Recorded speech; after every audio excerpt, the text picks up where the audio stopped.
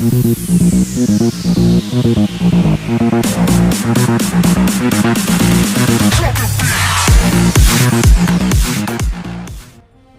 Everyone, সবাইকে জানাই নমস্কার। আজ থেকে আমরা টুডে কলকাতার পক্ষ থেকে একটি discussion oriented programme views and analysis শুরু করতে চলেছি।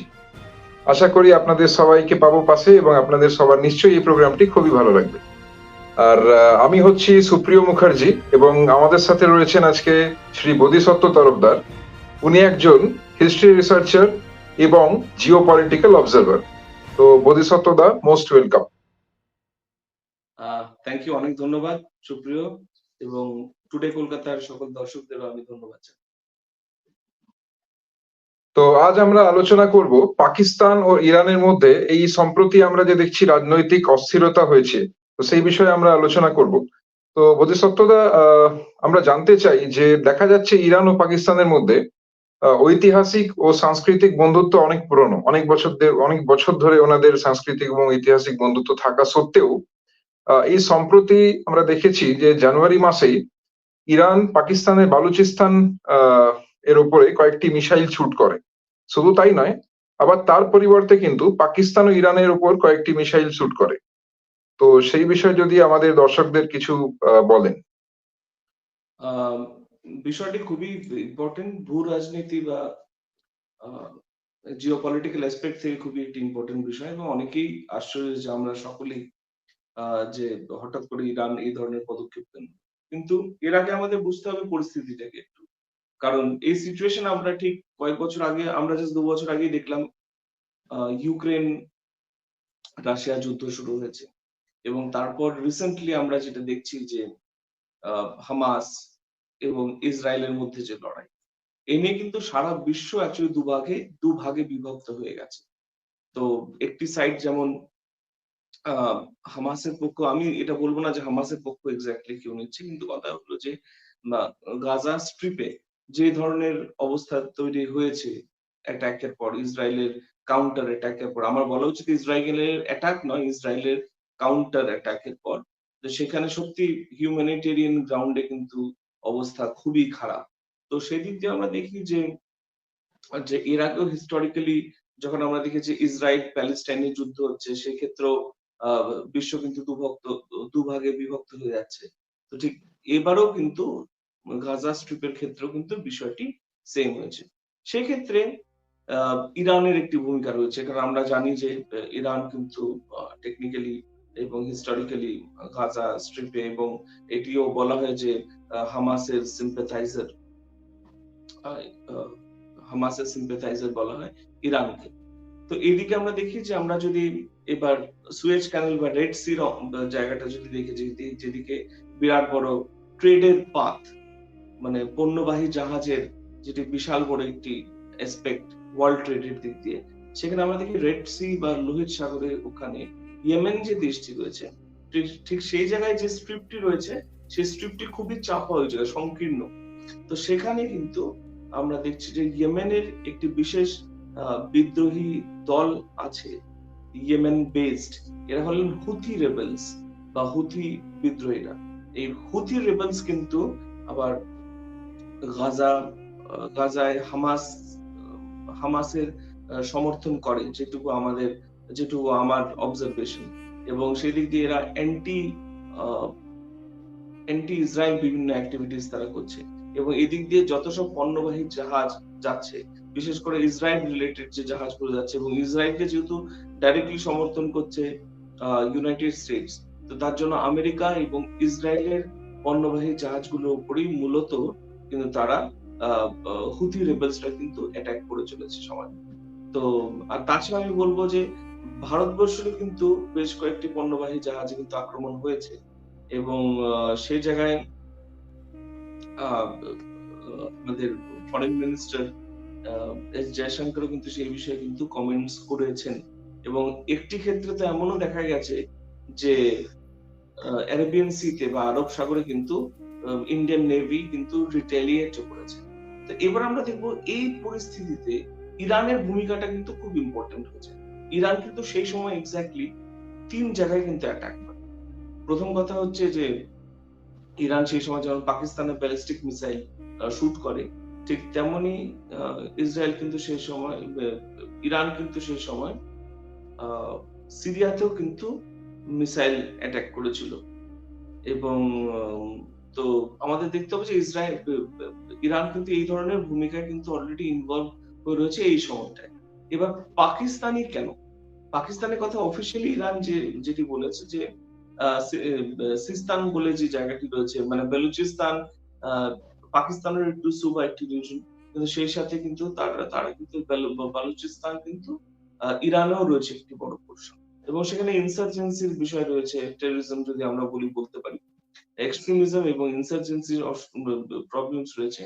এবং অফিসিয়ালি ইরান যেটি বলছে যে তারা নিজেদের আহ, সার্বভৌমত্বকে প্রোটেক্টেড রাখার জন্য এবং ইরানিয়ান সিটিজেন্সদের সেফটির জন্য আহ, পাকিস্তানের পোর্শনে থাকা এবং পাকিস্তানের দিকে থাকা যে বালুচিস্তানে, এবং সেইখানে বালুচিস্তান, সেখানে তাদের রেবেলসরা ওখানে ঘাঁটি গেড়ে বসেছে, এবং তার জন্যই তারা সেই অ্যাটাকস গুলো কিন্তু করেছে।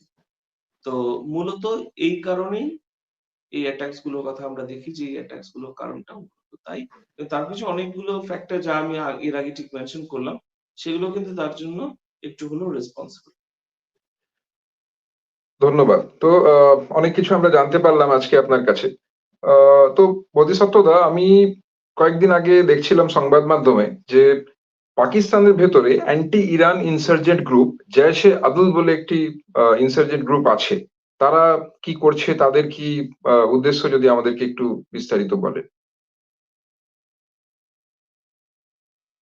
আমি যেমন ঠিক বললাম এর আগেই যে আহ, বালুচিস্তান এমন একটি জায়গা, যে রিজন অফ বালুচিস্তান, সেটা কিন্তু দুটি দেশেই বিভক্ত। মানে পাকিস্তানে তার বেশিরভাগ জায়গা রয়েছে, এবং তাছাড়াও কিন্তু ইরানেও বেশ অনেকখানি, ইরানি সিস্তান বলে যে জায়গাটি, সেটি কিন্তু বালুচিস্তানেরই পার্ট। তো এখন দুদিকেই কিন্তু দু দেশেরই কিন্তু একই অভিযোগ রয়েছে। জৈশে আল আদলে যেরকম রয়েছে, ঠিক সেইভাবেই কিন্তু আবার ইরানিয়ান পোর্শনে, ইরানিয়ান বালুচিস্তান রিজনে কিন্তু আমরা দেখি, যেমন Balochistan liberation front, Balochistan liberation army, এই ধরনের নামের কিন্তু বেশ কিছু ইনসার্জেন্ট গ্রুপস রয়েছে। এবং এখানে এই ক্ষেত্রে আমাদের বলতে হয় যে প্রথম দিন যেমন এই বছরের শুরুতে আমরা দেখলাম, প্রথম দিন যেমন ইরান অ্যাটাক করে, টার্গেটেড অ্যাটাকস করেছিল সফিস্টিকেটেড ব্যালিস্টিক মিসাইলের দ্বারা পাকিস্তানে, তারা কিন্তু বলে যে আমরা কিন্তু সেই ইনসার্জেন্ট ঘাঁটিগুলোকে কিন্তু অ্যাটাক করেছি, এবং পাকিস্তান টেকনিক্যালি পাকিস্তানের টেরিটরি কিন্তু অ্যাটাক করেনি। পাকিস্তান এবং এটিকে খুবই অবশ্যই যে কোনো দেশের সেলফ রেসপেক্টের উপর অ্যাটাক আমরা বলতেই পারি। পাকিস্তান সেক্ষেত্রে বলে যে এটি একেবারেই আনএক্সপেক্টেড ছিল, কোনো ইনফরমেশন তাদের কাছে ছিল না। এবং পাকিস্তান বলে ঠিক একইভাবে পাকিস্তানের বিভিন্ন ইনসার্জেন্ট গ্রুপস যারা মূলত পাকিস্তানি, তারা কিন্তু ঠিক সিস্তানে ঘাঁটি গেড়ে বসে রয়েছে, তার মানে বালুচিস্তান যেটি রয়েছে ইরানে, এবং তারা অ্যান্টি পাকিস্তান অ্যাক্টিভিটিস করছে। এবং সেই ব্যাপারে পাকিস্তান যেমন একই অভিযোগ প্রায় দুদিক থেকে।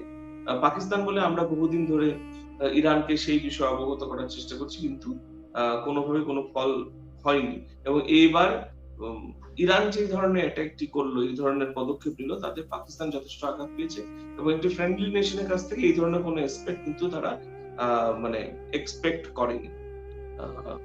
তো সেই বিষয়ে কিন্তু পাকিস্তান অফিসিয়ালি জানিয়েছে। ঠিক তার একদিন বা দুদিন বাদেই পাকিস্তান ঠিক সেইভাবে টার্গেটেড মিসাইল মানে ওখানে শুট করে, এবং এতে আবার প্রতিক্রিয়া ইরানের তরফ থেকে হয়েছে। তো কিন্তু ইরান তারপর বলে যে ওখানে মানে ওখানে মানে দুজন মহিলা এবং একটি বাচ্চা, খুব সম্ভবত এই ধরনের রিপোর্টিং হয় যে ইরানে তারা মারা গেছে, এবং বলে কোনো ইরানিয়ান সিটিজেন মারা যাননি। তো সেক্ষেত্রে যদি ইরানিয়ান সিটিজেন মারা যাননি, তবে কারা মারা গেলেন এক্স্যাক্টলি, আমি ইরানের কথার প্রেক্ষিতেই বলছি। তো সেক্ষেত্রে পাকিস্তান যেরকম বলছে যে পাকিস্তানি ন্যাশনালিস্টরা বালুচিস্তান যেটি ইরানে রয়েছে, ওখানে ঘাঁটি গেড়ে অ্যান্টি পাকিস্তান অ্যাক্টিভিটিস করছে। তো এই ধরনের বিষয় আর কি। তো সেম জেশ আল আদনার ক্ষেত্রেও সেম বিষয়। এবার তোমার প্রশ্নে আসি স্পেসিফিক্যালি যে এদের মূল ভূমিকাটা কি যদি তুমি বলতে চাও। তো সেক্ষেত্রে হবে যে এদের মূল ভূমিকা হলো মূলত এরা অফিসিয়ালি যা বলেছে ইনসার্জেন্ট গ্রুপগুলো এরা বেসিক্যালি সেপারেটিস্ট ফিলিংস নিয়ে অ্যাক্টিভিটিস করছে এবং বালুচিস্তানকে স্বাধীন করার অ্যাক্টিভিটি সেটা সেটা ইরানি হোক বা পাকিস্তানের ক্ষেত্রেও তাদের থেকে আলাদা করে নিয়ে গিয়ে একটি স্বাধীন বালুচিস্তানের উদ্দেশ্যে এদের অ্যাক্টিভিটি। ঠিকই। তো আমরা যে দেখছি এই দুটো এশিয়া মহাদেশের দুটো একটা গুরুত্বপূর্ণ দেশ, তারা নিজেদের মধ্যে এরকম মিসাইল দাগাদাগি করছে। তাতে ভারতবর্ষের কি রিঅ্যাকশন এবং আমাদের দেশের যে বিদেশ নীতি আছে তাতে কিভাবে এটা এফেক্ট করতে পারে? সেই বিষয়ে যদি আমাদের কিছু বলেন।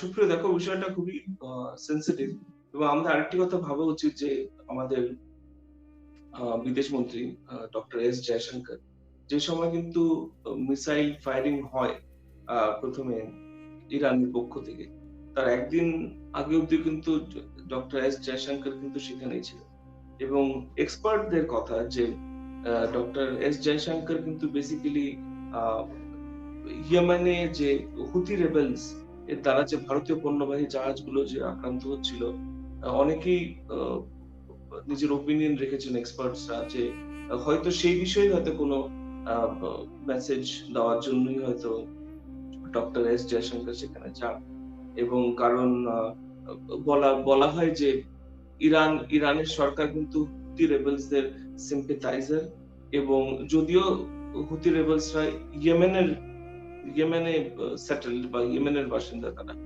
তবুও কিন্তু তারা ইরান তাদের সিম্পাথাইজার এটি বলা হয় এবং ইয়েমেনের সরকার কিন্তু হুতি রেবেলসদের খুব একটা কন্ট্রোল করে উঠতে পারছে না তো সেক্ষেত্রে ইরান যেন একটি রোল প্লে করে হয়তো তার জন্য সেই মেসেজ দেওয়ার জন্যই ডক্টর এস জয়শঙ্করের হয়তো সেই সময় ভিজিট ছিল ইরানের তারপর এই ঘটনাটা ঘটলো ভারতের তরফ থেকে যে অফিসিয়াল বিবৃতি দেওয়া হয়েছে তাতে বলা হয়েছে যে কোনো ধরনের মানে টেররিস্ট অ্যাক্টিভিটিস যে বিষয়ে ইরান অলরেডি মেনশন করেছে পাকিস্তানের বিরুদ্ধে তো যে কোনো ধরনের টেররিস্ট অ্যাক্টিভিটিস ইনসার্জেন্সি কোনো দেশের বিরুদ্ধে ভারত সেটি কিছুতেই সাপোর্ট করে না কিন্তু ভারত এটিও বিশ্বাস করে যে নিজের সভারেন্টি রক্ষা করার অধিকার এবং নিজের যে কোনো দেশ নিজের জনগণের সুরক্ষার ক্ষেত্রে কিন্তু এই ধরনের পদক্ষেপ সেলফ ডিফেন্সে নিতে পারে তো এটি বেসিক্যালি ভারতের কথা ছিল এবং আমি মনে করি যে আগামী দিনে এই বিষয়টি সেটেল হয়েও যাবে হয়তো আলোচনার দ্বারা কিন্তু অবশ্যই একটি সিগনিফিকেন্ট দিক যে সময় আমরা দেখছি যে ইউক্রেন রাশিয়া যুদ্ধ অলরেডি চলছে এবং এতে অনেক লেয়ার্সও আমরা দেখতে পাচ্ছি বিভিন্ন দিকে এবং তাছাড়া তো হামাস এবং ইসরায়েলের ওয়ার তো চলছে। ধন্যবাদ। আজকে আমরা অনেক কিছু জানতে পারলাম আপনার এই অবজারভেশন এবং আপনার এই ডেসক্রিপশন থেকে। তো দর্শকদের আমি বলবো যে অনেক ধন্যবাদ আপনাদের সবাইকেও আজকের এই টাইমটা আমাদেরকে দেওয়ার জন্য। আপনারা আমাদের সঙ্গে বজায় থাকুন, আমরা শীঘ্রই আবার নেক্সট এপিসোড নিয়ে আসবো। অনেক অনেক ধন্যবাদ। Thank you. Thank you.